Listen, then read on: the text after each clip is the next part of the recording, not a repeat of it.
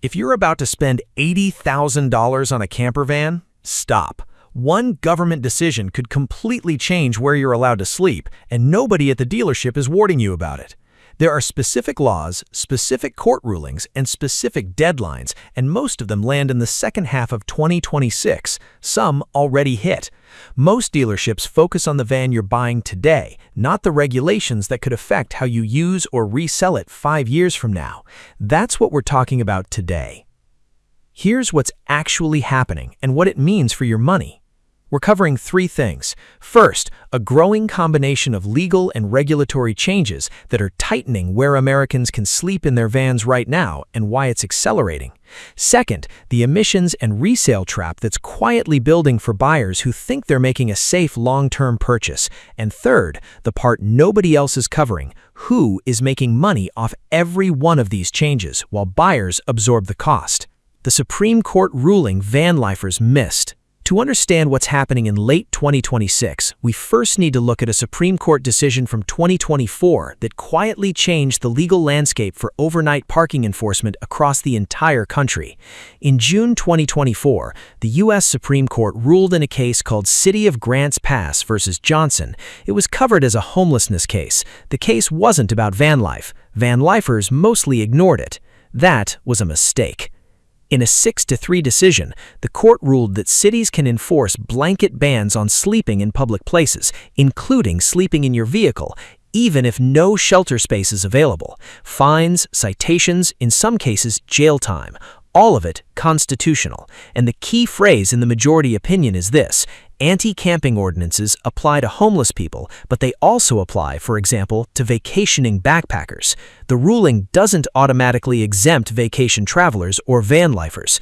What it does is give cities broader authority to enforce their own ordinances, and whether any particular ordinance catches you depends on that city's law and how aggressively it's being enforced.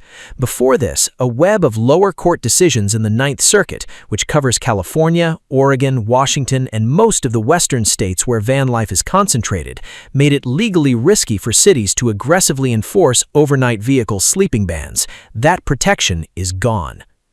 And cities are using the opening. 6 Washington state cities passed new anti-camping ordinances within months of the ruling. Colorado's major cities, Denver, Boulder, Aurora, all banned public camping with threat of arrest and escalating fines. Florida passed a statewide ban on sleeping in public spaces, sidewalks, parks, rights-of-way, that went into effect October 2024. Sleeping in a lawfully parked registered vehicle is technically exempt, but that exemption doesn't help you when the city parking lot you chose has its own local ordinance, or when enforcement officers decide the vehicle counts as a public space obstruction. The floor keeps rising. Dozens of other cities are following the same pattern, from San Jose to San Mateo to the suburbs of Portland. Here's where buyers lose the most money on this. Picture this: you're retired. You've just spent $120,000 on a new Sprinter conversion. Took you 2 years to decide, 6 months to spec out, and every dollar of it is sitting in that van. You pull into a coastal California town you visited for years. Same street, same spot. There's a new sign. You don't see it in the dark. At 3 a.m. there's a knock on the window. The fine is $300. The officer tells you the ordinance changed 8 months ago. You had no idea, because the person who sold you the van didn't tell you. The YouTube channel you followed for 3 years didn't cover it, and the town's website buried the ordinance update in a planning commission PDF nobody reads. That's not a hypothetical. That's the situation right now in a growing number of American cities, and the legal framework protecting you from it was dismantled by the Supreme Court 14 months ago. But that's not the biggest change, because the cities are just one part of the squeeze. The public land picture is shifting too, and this one hits full-time van lifers even harder. Public land is getting smaller. Bureau of Land Management land is the backbone of van life in America. The 14 days in 28 rule across most BLM land is still technically in place, but most of it is the problem, because that definition keeps shrinking. In the Lake Tahoe Basin, dispersed vehicle camping, sleeping in your van off a forest road, which is exactly what van lifers do, is banned entirely through December 2027 under a Forest Service order. The HW 20 corridor through the Tahoe Forest added another layer in 2025, no camping within half a mile of the highway on both sides. For 3 years, the pull-offs that van lifers used on their way to Tahoe are gone. Near Angeles National Forest, which serves 20 million people's backyard, rules have been in place since 2022, running through 2026. 7 consecutive days maximum outside developed campgrounds, no camping within 300 feet of any city, county, or state road centerline for more than 3 days per calendar year, and a hard cap of 21 total days in the forest per year. That's a double squeeze. Zion, Sedona, the areas that built their reputations on van life, the same pattern. The zones that went viral get closed. The restrictions run for years. Almost nobody is talking about this, the move 100 yards and reset the clock trick that some van lifers use to extend their stay. Field offices are starting to explicitly challenge that. If you move within the same area and restart your 14-day count, expect that to be questioned. And Walmart, the urban backup plan for a generation of van lifers, is now more likely to prohibit overnight stays than allow them. The corporate tolerance that existed 5 years ago has narrowed to a store manager level decision that can go either way depending on what city the store is in. What's left? Paid campgrounds, state parks with fees, RV parks at $20 to $60 a night.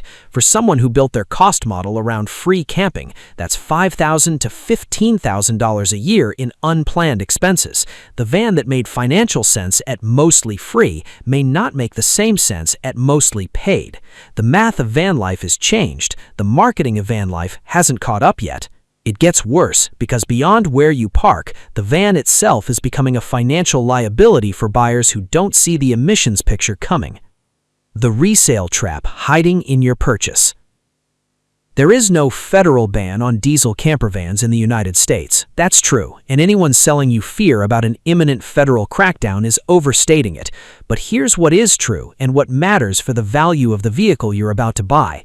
California's Advanced Clean Cars 2 law requires 35% of new light-duty vehicle sales in the state to be zero emissions starting with model year 2026. That climbs to 68% by 2030 and 100% by 2035. There's active litigation around this. The Trump administration tried to repeal California's enforcement authority. California filed back with a replacement regulation. It's not settled, but it doesn't need to be settled to affect your resale value. 12 states have adopted California's framework: New York, Washington, Colorado, Oregon, Massachusetts, and 7 others. Together, those states represent roughly 40% of the total U.S. vehicle market. Manufacturers who want to sell into that market have to shift their production mix towards zero-emission platforms to meet those mandates. If manufacturers continue shifting production towards zero-emission platforms to meet those mandates, the availability of diesel-based campervan chassis like the Sprinter, Transit, and ProMaster could narrow over time. Here's where buyers lose money on this. You buy a 2026 diesel Sprinter conversion for $95,000 today. You hold it 6 years. By 2032, a diesel campervan could be effectively a specialty vehicle, one that a narrowing pool of buyers in ZEV mandate states can seamlessly register and insure in their own state. If that happens, you're no longer selling into the full market, you're selling into a subset of it. That hits your price. And if you're California registered, diesel motorhomes over 14,000 pounds GVWR are now required to pass annual emissions testing under the state's Clean Truck Check program, with registration holds for non-compliance. That's not 2030, that's now. The emissions trap isn't a ban, it's a slow narrowing of your future buyer pool, and it's already in motion. Here's what makes all of this particularly interesting. While van lifers are absorbing every one of these changes, there are companies making significant money off the squeeze. Let's follow the money. This is the part that should change how you see this entire industry. Every free campsite that disappears creates a paying customer somewhere else. The campground industry, which has been investing heavily in app-based booking, glamping infrastructure, and premium overnight spots, is the direct financial beneficiary of every BLM closure and every city parking ordinance. When public land tightens, paid sites fill up. When paid sites fill up, prices go up. Whether they influence policy or not, they benefit when free camping becomes more limited. They collect the customers that get pushed off public land. When emissions and safety regulations make it harder to certify a DIY conversion or a small shop build, who survives? The large certified manufacturers, Thor Industries, Winnebago, Forest River, companies with compliance teams, legal departments, and the capital to re-engineer their product lines to meet new safety and emission standards. The solo converter building vans in a warehouse doesn't have those resources. Regulation, at scale, functions as a barrier to entry that protects established players from competition. Winnebago just picked up the RV of the Year award for its Type B campervan, the Lineage series for model year 2026. They're not just surviving the regulatory environment, they're marketing compliance as a premium feature, while the small converter market slowly exits. When resale values on older diesel vans decline, who tends to benefit? The dealer selling the new compliant build, the lender financing the purchase when the buyer can no longer hold the old van cost-effectively, the certified converter who can charge a premium for documentation that now actually means something. These industries often benefit financially from exactly the kind of market shift that costs buyers. And the insurance industry. As vehicle habitation laws tighten, the legal status of a van as a dwelling gets murkier, and insurance companies profit from murky. More complex classification means higher premiums, more exclusions, and claim outcomes that favor the insurer. Picture this one. A couple, both retired, both careful, buys a certified Sprinter conversion for $110,000. They insure it as a camper. 8 months later, there's a water damage claim. Depending on the policy, the insurer could determine the van was being used as a primary residence and point to a habitation exclusion buried in the language. That's why it's critical to understand exactly what your policy covers and what it excludes before you rely on it full-time.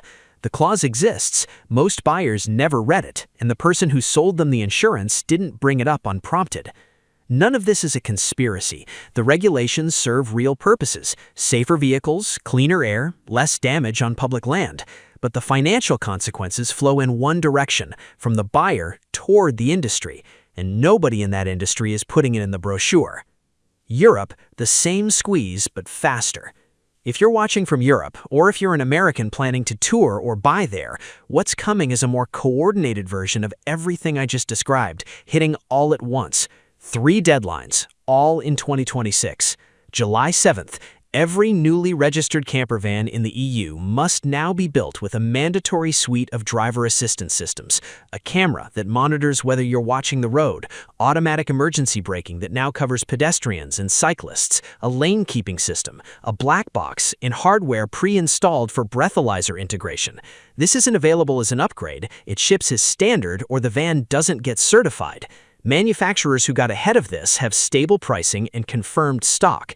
Manufacturers still working through the process are selling pre-July inventory at old prices. Sounds like a deal, but you're buying a van that's about to sit below the new compliance floor, and future buyers will know it. November 29th, new European emission standards covering all newly launched vans come into force. Here's the part almost nobody is talking about. These standards cover brake particle emissions and tire particle emissions. That means electric camper vans are inside these rules too. Your electric van still has brakes, it still has tires. The assumption that going electric automatically sidesteps the regulatory pressure, wrong. And the wild camping picture. Greece banned most campervan parking outside designated sites in 2025. Portugal is strictly enforcing rules that existed on paper for years.